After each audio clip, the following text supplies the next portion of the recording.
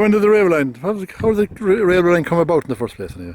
Well, how it came about was, I suppose this part of the world was, you could say it was third world in the late 1900s. Yes, of course. And there was severe poverty and of course, and I suppose a very weak economy.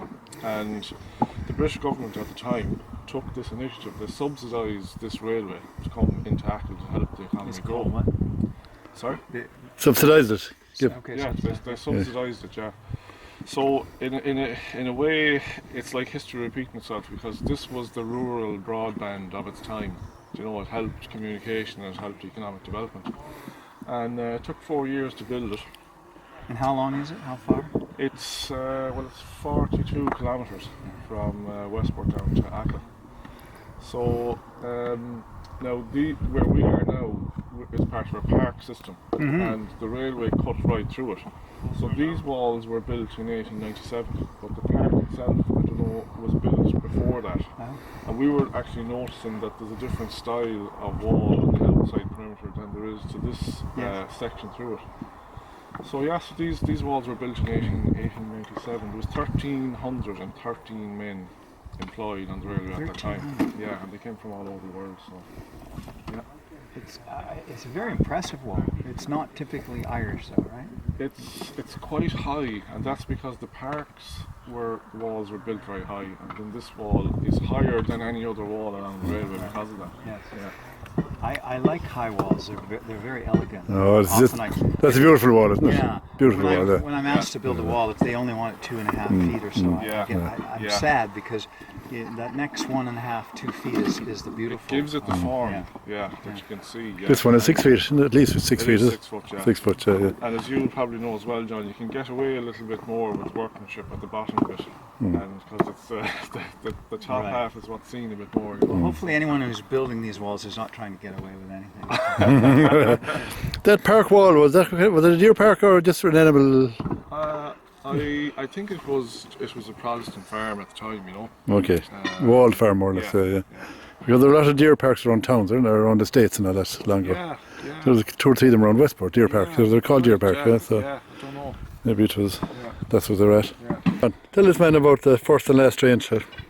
So John, there was a prophecy actually about this railway before it was ever built from Eris, and he predicted that an iron chariot would arrive here with death, and it would leave with death. And the train line was being built in the 1894 thereabouts, and before it opened there was a tragedy here in Greenway, and that was around 1897, and people had travelled from across Achill to get onto a yawl, to get out onto a steamship to go and pick potatoes in Scotland.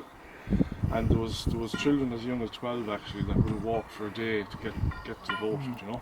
So there was 300 or 400 people on the yawl, and when they got out to the steamship in Westport, they saw the steamship and they all rushed to one side, and it capsized. No. Yeah, and there was 36 people drowned. And actually, if you go down to Achill into Kildownet, there's a headstone there, and there was one young man, I think he was only 12 years old. No. Yeah, so where the train gets into it was the coffins were brought from Westport on the train to Achill before the railway line had opened.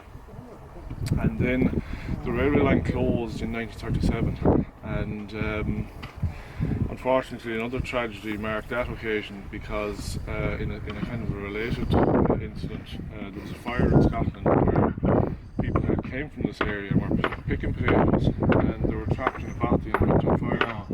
And I'm not sure actually how many. I think there could have been about 15 or 16 people died.